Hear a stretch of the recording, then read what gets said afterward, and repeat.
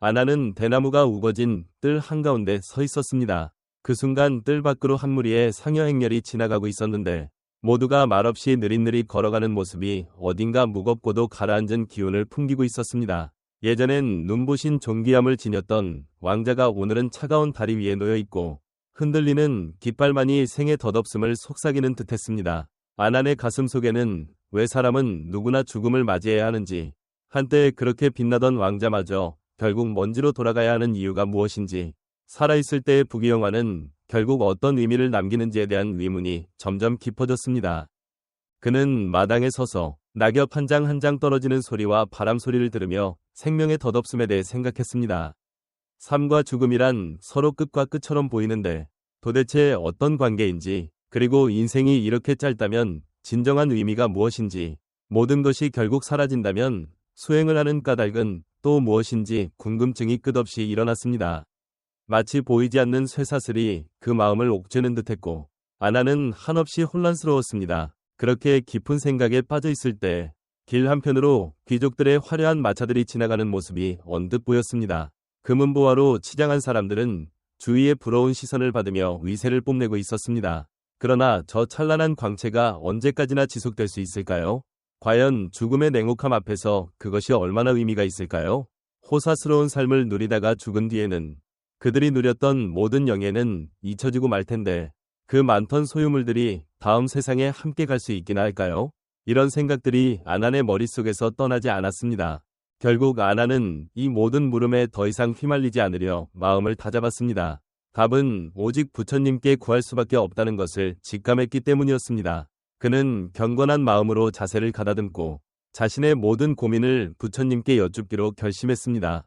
아나는 부처님 가까이 다가가 고개를 숙이고 두 손을 모으며 조심스레 물었습니다. 스승님, 저는 어리석어서 늘 의문이 많습니다. 세상을 보면 부유하고 귀한 이들은 온갖 영화를 누리며 오래 사는가 하면 어떤 이들은 일찍 세상을 떠나기도 하고 어떤 이들은 공공한 삶을 벗어나지 못하고 고통 속에서 헤맸지만 또 어떤 이들은 근심 없이 살아가기도 합니다. 사람은 왜 삶과 죽음을 겪어야 할까요? 이렇게 짧은 인생인데도 왜 우리는 그토록 열심히 수행해야 하나요? 그리고 삶과 죽음의 진실이란 대체 무엇인지 궁금합니다. 부처님은 아난을 바라보며 잔잔하게 미소 지으셨고 서두르지 않고 그에게 정원 밖으로 함께 걸어가자고 손짓하셨습니다. 두 사람이 나란히 나무 그늘이 어른거리는 오솔길을 걸어가자 부처님이 차분한 목소리로 말씀을 꺼내셨습니다. 아나나, 저기 저 보리수를 본 적이 있느냐?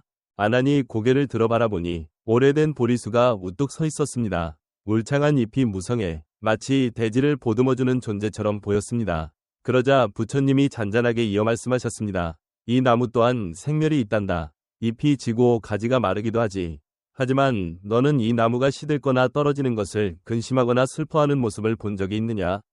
아나는 잠시 멈춰서서 부처님의 말을 곰곰이 되새겼습니다.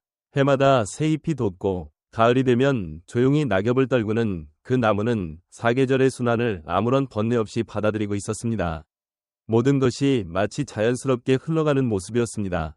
부처님은 이어 말씀하셨습니다. 저 나무는 생멸이 자연의 이치임을 알고 거기에 저항하거나 집착하지 않는다. 삶이라는 것은 끝이 아니라 끊임없이 변화하는 흐름이란다. 모든 중생, 사람을 포함해 누구에게나 불성과 맑은 본래 마음이 있다. 생사윤회는 결국 마음이 일으키는 파동에 불과해. 그걸 꿰뚫어 본다면 생사조차 뛰어넘을 수 있단다. 아나는 이 말에 깊은 감명을 받았지만 여전히 궁금함이 남았습니다. 스승님, 이토록 오묘한 생사의 이치를 제가 어떻게 완전히 이해할 수 있을까요? 그러자 부처님은 빙글에 미소 지으시고 잠시 머뭇거리신 뒤에 조곤조곤 말씀하셨습니다. 옛날에 있었던 이야기를 하나 들려주마. 옛날 가비랄리국에는 큰 부자가 살았는데 그 집안은 부유하고 명망이 높았습니다. 그 부자에게는 외동아들이 있었는데 어릴 때부터 사치스럽게 자라 세상의 온갖 호화로움을 당연하게 여겼습니다. 아버지는 아들에게 막대한 재산과 가업을 물려주고 싶어 했지만 임종이 가까웠을 때 창가로 아들을 부르더니 말했습니다. 나는 귀한 보물을 뒤뜰에 묻어두었다. 네가 커서 필요할 때 찾아라.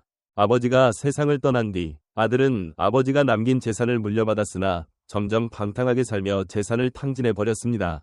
그러다 모든 것을 잃고 나서야 아버지의 유언이 떠올라 부랴부랴 뒤뜰을 파헤쳐 보았지만 아무것도 발견하지 못했습니다. 화가 난 그는 아버지가 허무한 말을 했다고 원망했습니다. 그때 한 노인이 찾아와 부드럽게 말해주었습니다. 내 아버지가 남긴 진짜 보물은 금이나 보석이 아니라 바로 저 땅이다. 그 텅 빈 터를 네가 잘 가꾸면 진정한 부를 얻게 될 거야. 이 말을 듣고 아들은 비로소 깨달았습니다. 이후 정원에 열심히 씨를 뿌리고 물을 주며 정성껏 가꾸다 보니 황폐했던 땅은 점차 풍성한 과수원으로 변했습니다. 그곳에서 얻은 열매로 그는 스스로의 삶을 회복했을 뿐 아니라 어려운 이웃도 도왔습니다. 그리고 그제야 알게 되었습니다. 아버지가 남긴 보물은 실제로 금은보화보다 훨씬 값진 것이었다는 사실을. 이야기를 마친 부처님은 아난을 바라보며 부드럽고 깊은 눈빛으로 물으셨습니다. 아난아, 이제 이해가 가느냐? 모든 이 마음속에는 밭이 하나씩 있단다. 많은 사람들이 향락과 욕망만 추구하다가 자기 내면을 어떻게 일구어야 하는지 모르고 살지. 집착을 내려놓고 마음을 가꾸기 시작해야 비로소 참된 지혜와 해탈을 얻을 수 있어. 아나는 마치 어두운 안개가 걷히는 듯한 기분을 느꼈지만 여전히 한 가지 의문이 떠올랐습니다. 스승님, 그렇다면 생사를 넘어선다는 건 정확히 어떤 이치로 가능한 걸까요? 어떤 이는 깨달아 윤회를 벗어난다는데 많은 사람들은 여전히 고통 속을 맴돕니다. 부처님은 빙긋이 웃으시며 낮고 잔잔한 목소리로 말씀하셨습니다. 마음이 이르면 인연 따라 생하고 마음이 사라지면 인연 따라 멸하네. 사실 모든 생사현상은 마음이 부린 업식이 만들어낸 것이야. 그 뿌리에 무명과 온갖 잡념이 쌓여 있으니 그게 결국 우리를 끊임없이 윤회시키는 거란다. 그런데 이 인연이 소멸하면 생사에도 얽매이지 않지. 아나는 눈앞이 환하게 트이는 듯했습니다. 그렇다면 생사의 비밀이란 결국 우리 마음속에 있는 거로군요. 마음속 망상을 꿰뚫어 보고 놓아버릴 수 있다면 죽음조차 넘어설 수 있겠네요. 아난의 깨달음을 확인한 부처님은 조용히 고개를 끄덕이며 대답하셨습니다. 그래, 생사의 비밀은 머나먼 곳에 있지 않고 바로 너의 마음에 있단다. 생사를 두려워하는 건 우리 안에 있는 집착이 만들어낸 환상이지. 그 마음을 보게 되면 비로소 자유와 해탈을 얻을 수 있단다. 아나는 깊은 안도감을 느끼면서도 다시 한 가지를 여쭈고 싶었습니다. 스승님, 그렇다면 어떻게 수행해야 합니까? 세상의 복잡합 속에서 마음의 평온을 어떻게 지켜낼 수 있을까요? 부처님은 아난의 마음을 읽고 있었다는 듯이 차분하게 설명해 주셨습니다. 수행은 외부 환경이 아니라 자기 안을 돌보는 거란다. 우리 마음은 밭과 같아 힘써 가꾸면 한없는 지혜가 피어나는 법이지. 생사에 대한 두려움이 생기는 건 내 안의 불안과 집착을 제대로 보지 못하기 때문이야. 바람이 불고 구름이 흘러가듯 세상은 무상하게 흘러가지만 거기에 휩쓸리지 않는 마음을 기르는 것이 수행의 본질이지. 그러나 사람은 매일 새 속에서 살아가야 하잖아요. 그런 일상 속에서 어떻게 마음을 지켜야 하나요? 아난은 솔직하게 물었습니다. 그러자 부처님은 고요히 아난을 바라보며 말씀하셨습니다. 네가 흙탕물 흐르는 강가에 서 있다고 생각해보렴. 물은 쉼없이 흐르지만 강 기슭에 있으면 그 흐름을 차분히 지켜볼 수 있듯이 너의 마음도 바깥의 요동치는 현상에 매달리지 않고 담담히 바라볼 수 있어야 한다. 마음이 맑은 거울이 되어 모든 걸 비추지만 그 무엇에도 물들지 않는 상태가 진정한 평온이란다. 아나는 그제야 자신을 괴롭히던 두려움과 고뇌가 어디서 비롯되었는지 깨닫게 되었습니다. 죽음 자체보다 그 죽음을 두려워하고 피하려는 태도가 오히려 더 큰 괴로움을 낳는다는 사실을 알게 된 것입니다.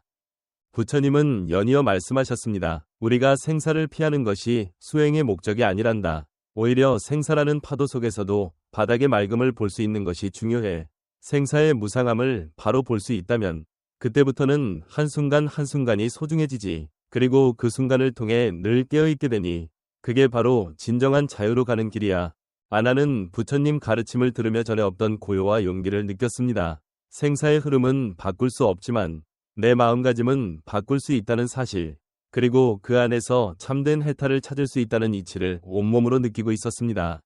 수행은 현실을 떠나 도망가는 것이 아니라 이 삶 한가운데에서 두려움과 집착을 내려놓고 자기 안에 참된 본 모습을 찾아가는 길이었습니다. 부처님은 다시 한번 부드럽게 강조하셨습니다. 생사의 진실은 먼 곳에 있지 않다. 네가 일으키는 모든 생각을 또렷이 보게 되면 그 생각에 휘말리지 않고 바라보게 될 때 생사에 얽매이지 않는 평화가 찾아온단다. 아나는 머릿속에 쌓였던 안개가 모조리 걷히는 듯한 느낌이 들었고 마음은 한없이 가벼워졌습니다. 그동안 자신을 두렵게 했던 생사라는 문제도 결국은 내면의 망상이 만들어낸 그림자였다는 걸 비로소 이해하게 된 것입니다. 이제 더는 삶과 죽음 앞에서 흔들리지 않고 오히려 그 속에서 참된 자유를 찾으며 살아갈 수 있으리라는 확신이 생겼습니다. 그렇게 아나는 부처님 가르침을 가슴 깊이 새기고 생사의 진실을 향한 수행의 길 위에 더욱 흔들림 없이 나아가게 되었습니다. 그리고 그 짧고도 소중한 인생의 모든 순간이 깨달음으로 향하는 소중한 계기임을 분명히 깨닫게 되었습니다.